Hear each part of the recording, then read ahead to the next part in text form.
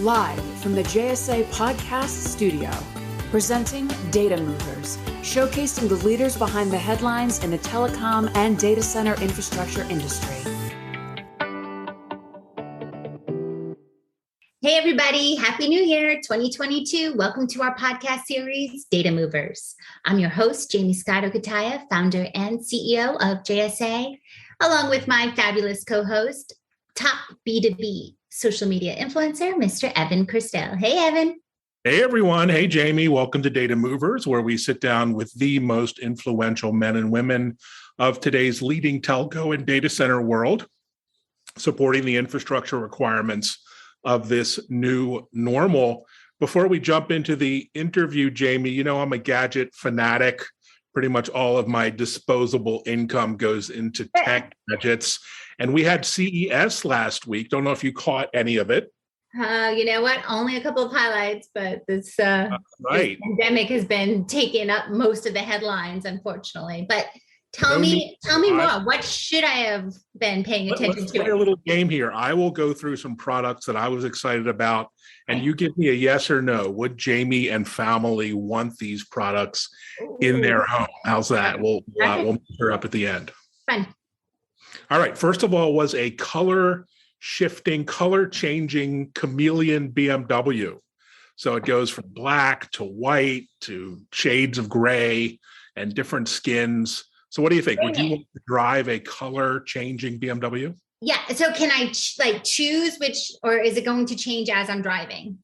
Good question. I have absolutely no idea. Because I always wanted like a pink car, purple car, something like really like girly and just but I don't think you're asking way too many questions. But what do you think? Color changing BMW? I would say yay to that. I think that's pretty all cool. Right. I think you're a Beamer driver myself. The second one that I thought was perfect for you was a smart bathroom where you can control the bathroom, the bath temperature. It's a Kohler smart tub. So you can turn it on or off or raise the temperature, lower it via voice. Oh, yeah. Yeah. Bring that bad boy home to mama. Yes. Yeah, all day long. Yes. You're a great prospect for that. Last but not least, a smart bed.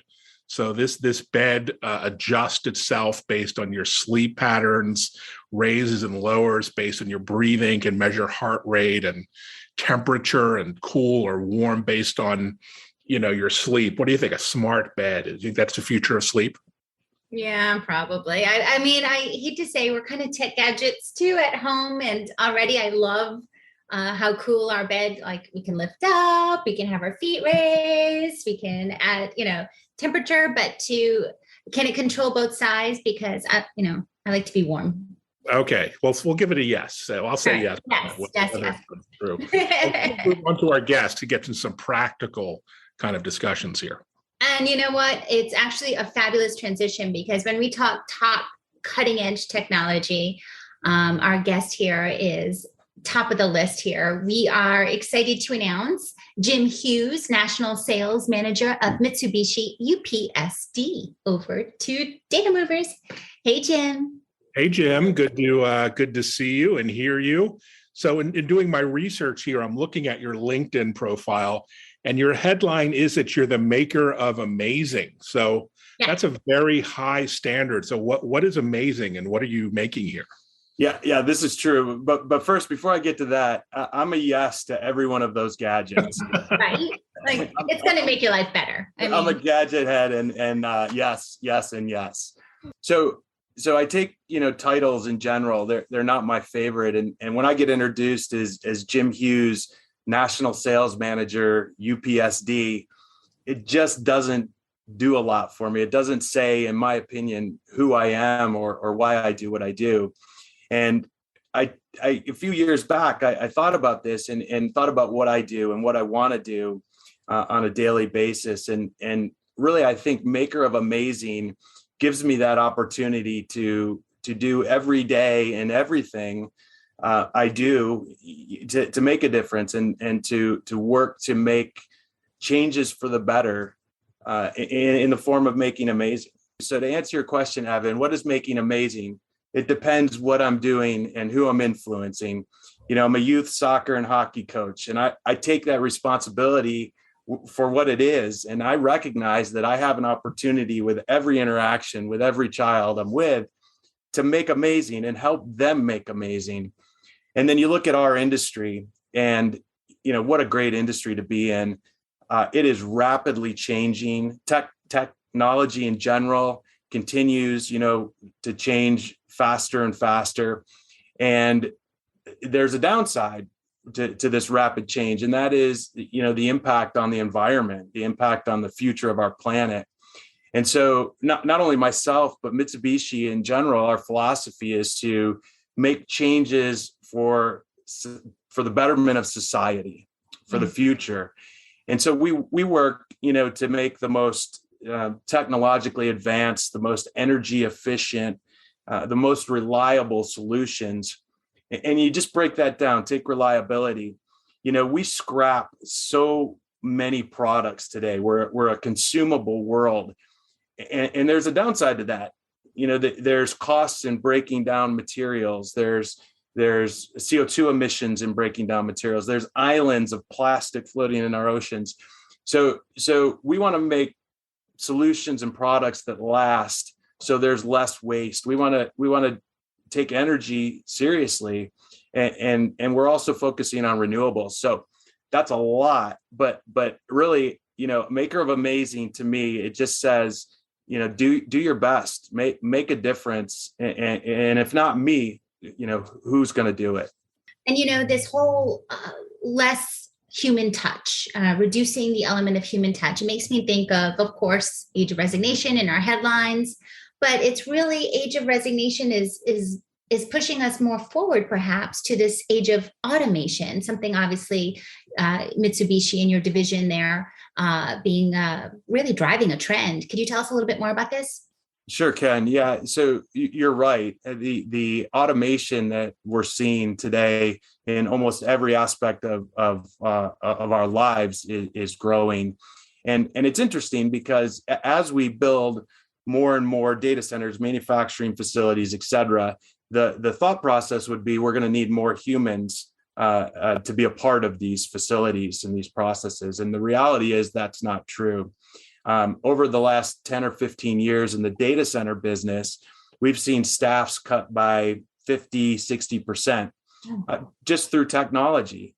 And now with artificial intelligence, with robots, you look at a warehouse for delivering product, and some of them, may have had 50 to 100 people in the past. Now they have one or two, and it's all robots. So definitely the automation side of technology is changing the need for more people, and therefore the age of resignation is not impacting as much as in other industries. Yeah, good point. You look at industries where the age of resignation is really impacting, and those are slower to remove the human element. Healthcare is the big one, right? Yeah. There's only so much we can do, and we're doing it. There's robot surgeries and other things, but that pace of growth to automation is much slower than what we'll see in the tech side. So what we are being impacted by is edge computing, and data at the edge is a huge trend we touch on almost every episode, Jamie and I, with our guests. And we've heard that Mitsubishi UPSD is working on several initiatives to really enable data centers to work continuously and effectively at the edge and support this amazing growth. So tell us what's new and different about the edge versus traditional data center power and engineering. Yeah, so this is one of my favorite subjects today. And one of the most exciting parts about it is it's evolving. We have today's snapshot of what the edge is, but it's evolving. And what we're going to talk about 6 months, even a year from now, is going to be different. And if you think of IoT in general, the Internet of Things, often we only go to our handheld devices or our laptops, but it's so much deeper. And you talked about CES at the top of this podcast. The Mitsubishi has a new concept car that is actually using infrared to get into the skeletal situation of the driver's body, as well as temperature, heart rate, all of these things.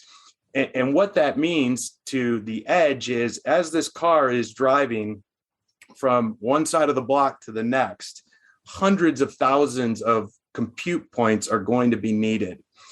And the important part of those compute points are there can be no latency, no delay. In not only in driving cars, but other manufacturing processes, any delay could be catastrophic.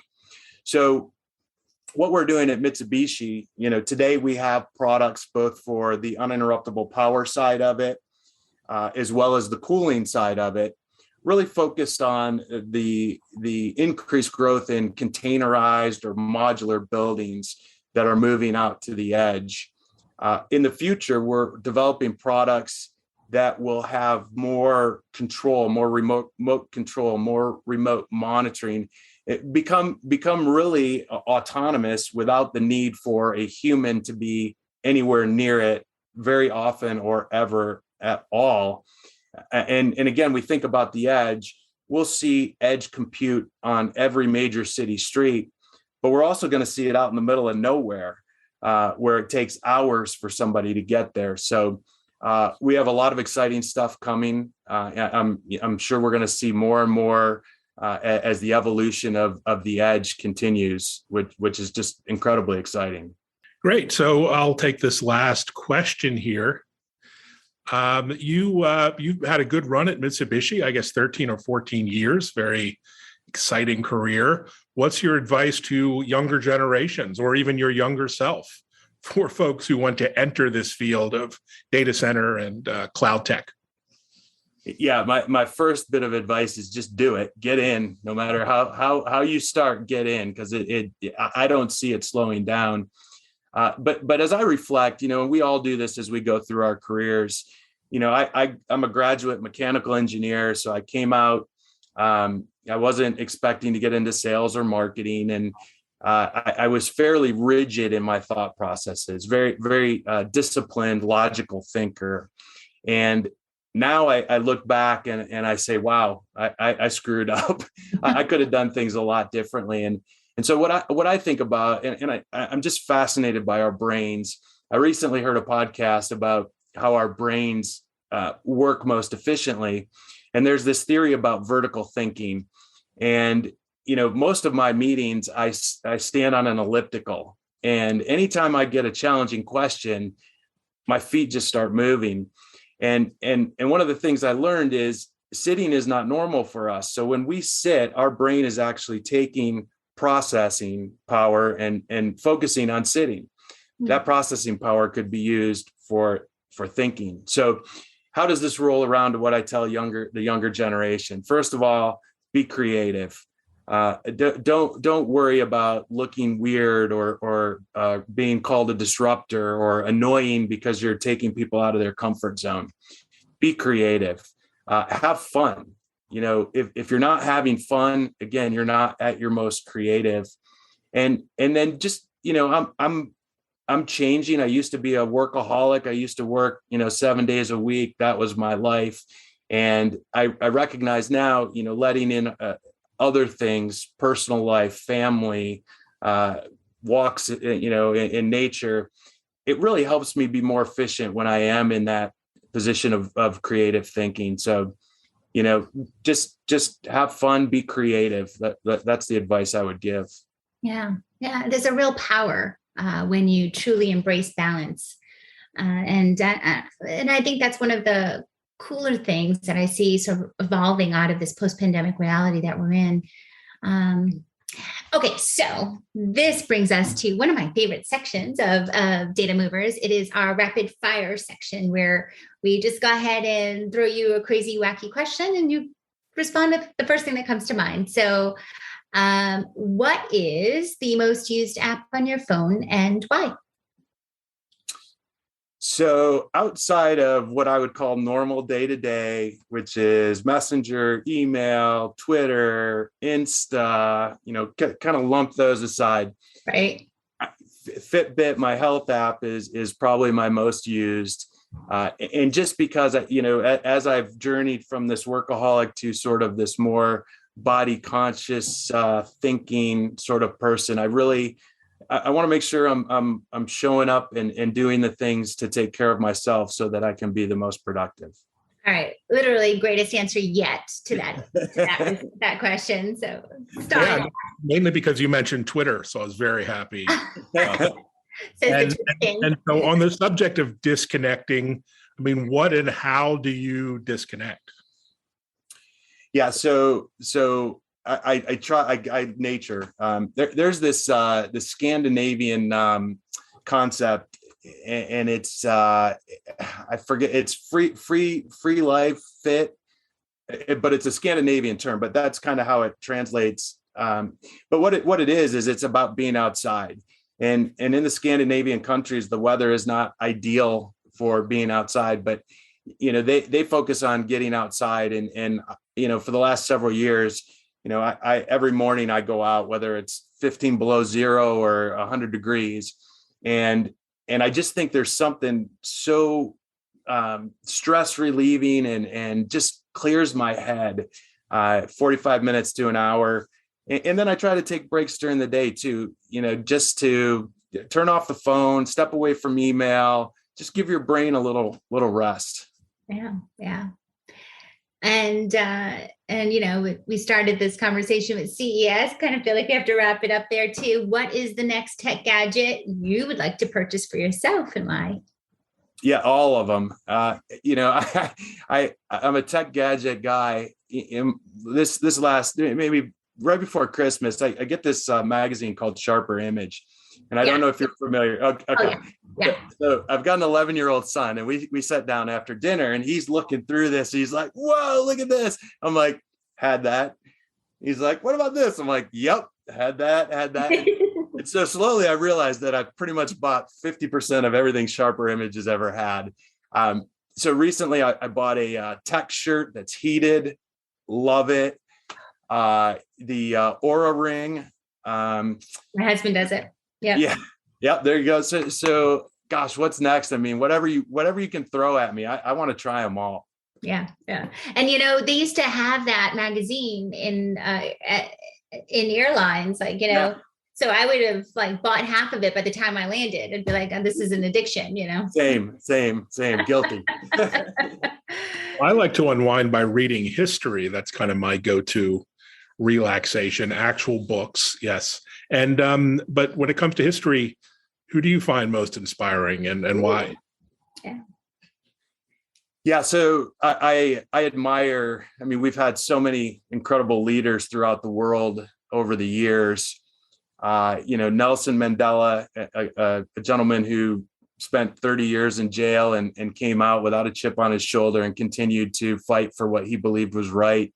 Gandhi, same. Martin Luther King. We've just had many of them. But, I think we often overlook the strong leaders that we have outside of the big, notable, famous leaders. And, I was turned onto this book called Extreme Ownership about 3 years ago now. And it's two gentlemen who were in Ramadi. They were platoon leaders. And they've taken what they learned on the battlefield and translated it into a consulting business. And when I listened to that, the thing I thought about was these guys are making decisions in the heat of a battle that literally could be life or death. And I look at myself as a leader, and I'm always trying to learn, and we should always be trying to learn, but I'm not making life or death decisions today. And so from that, I started really trying to think about how many leaders are out there, in fire and police and healthcare, just anywhere. And there's so many amazing people doing so many amazing things and that have such leadership qualities. So I like a lot of the well-known celebrity leaders for sure. But I really think, noticing the leaders that are really making small changes, but are resulting in big changes for our world, it's important. Yeah. I think about my cousin Alicia every day, getting up, being a nurse, going in. That's the similar, I would say, these days to being on a battlefield. Absolutely. And think about the leadership. I mean, they're facing every day things are changing, right? So every day is different and you're faced with new challenges and you have to be a strong leader to get through it. Yeah. Yeah. All right. So what are 3 words that others may use to describe you? Yeah. So it depends. Is it my wife and my son? People who work for me? Or, so I think, I often get creative and I'm touched by that because I want to be creative. I also get, maybe annoying is not the right word, but I get annoying because I think creative people tend to push people out of their comfort zones, tend to not settle for status quo. And that's annoying. If you're happy with your day to day and you want to stay comfortable, I get it.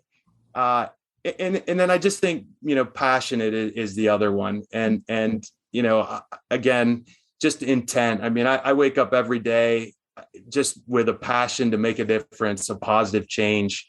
So I think those 3 would be most common. There's probably a whole bunch of other ones too, but. And 3 words of a leader for sure. So right. I love those. Yeah, I love those. Well, Jim, thanks so much for joining us. You're quite a Renaissance man. I'm glad the discussion wasn't about speeds and feeds and amperes and voltage and, current protection, all the stuff that you probably talk about day in, day out. It's really good to get to know you. Likewise. Thank you for having me. It's been a lot of fun. It has been such a great Data Movers episode. Thank you so much, Jim, for your insights, your time. Evan, of course, yours as well. And listeners, viewers, if you enjoyed today's Data Movers podcast as much as I did, go ahead and check us out, jsa.net/podcast for upcoming Data Movers episodes released every other Wednesday morning. So go ahead and check us out there. And follow us on Twitter at @JScotto and Evan Kirstel, and leave us a review, like and subscribe to the podcast. That would really be appreciated. Yeah, we want to know how we're doing. And as always, guys, stay safe and happy networking.